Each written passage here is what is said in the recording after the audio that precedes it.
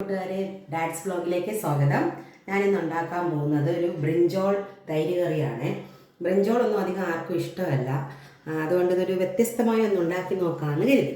അപ്പോൾ അതിന് ആവശ്യമായിട്ടുള്ള ബ്രിഞ്ചോൾ വേണം. അതൊന്ന് ഞാനൊന്ന് പുരട്ടി വെച്ചേക്കാണ്. ഒരു 10 മിനിറ്റായി.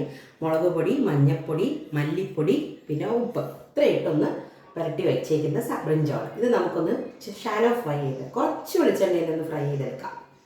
അപ്പം നമ്മുടെ ബ്രിഞ്ചോൾ ഇതുണ്ടോ, ഞാൻ നന്നായിട്ട് ഒത്തിരി ഒന്ന് പൊരിക്കേണ്ട, എണ്ണ കുറച്ച് വെച്ചൊന്ന് വെച്ചിട്ടുണ്ട്.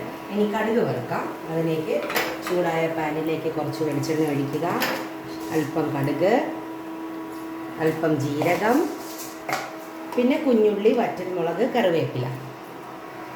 കുഞ്ഞുള്ളി, വറ്റൽമുളക്, കറിവേപ്പില, ശകലം മുളക് പൊടി ഈ കടുക് വറുക്കുന്നതിലും കൂടെ ഒന്ന് ഇടണം കേട്ടോ. ഇതാ ആയിട്ടുണ്ട്.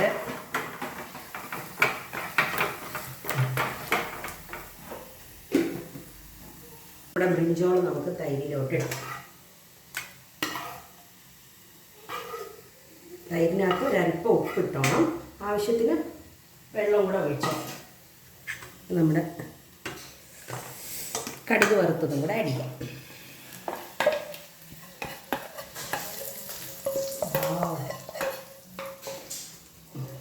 ഒരല്പം ടേസ്റ്റിന് മല്ലിയിലയും കൂടെ.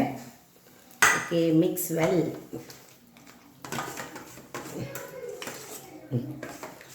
സംഗതി റെഡി ആയിട്ടുണ്ട്. നമുക്കിത് ചോറിൻ്റെ കൂടെ ഒന്ന് കഴിച്ച് നോക്കാം. സാധനം കൊള്ളാവോ ഇല്ലയോ എന്ന് അറിയണ്ടേ? ഒന്ന് കഴിച്ച് നോക്കാം കേട്ടോ. ടേസ്റ്റ് ചെയ്യാൻ വേണ്ടിയിട്ട് ഞാൻ അല്ലുക്കുട്ടനെ വിളിച്ചിട്ടുണ്ട്.